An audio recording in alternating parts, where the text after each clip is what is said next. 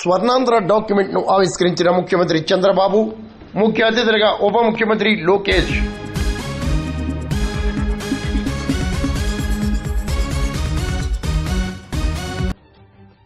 Swarnandhra 2047 vision document ను రాష్ట్ర ముఖ్యమంత్రి చంద్రబాబు ఆవిష్కరించారు.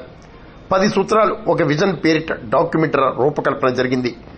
రాష్ట్ర ప్రజలకు, జాతికి విజన్ డాక్యుమెంట్ ను అంకితమిస్తున్నట్లు చంద్రబాబు తొలి సంతకం చేశారు. ముఖ్యమంత్రితో పాటు ఉప ముఖ్యమంత్రి పవన్ కళ్యాణ్, మంత్రి లోకేష్ కూడా విజన్ డాక్యుమెంట్ పై సంతకాలు చేయడం ప్రాధాన్యతను సంతరించుకుంది.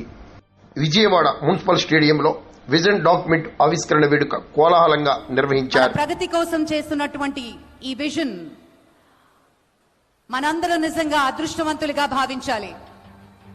గట్టిగా చప్పట్లతోటి అభినందనలు మరియు శుభాశీసులు అందిద్దాం. ఈ మహత్తరమైన ఘట్టం స్వర్ణాంధ్ర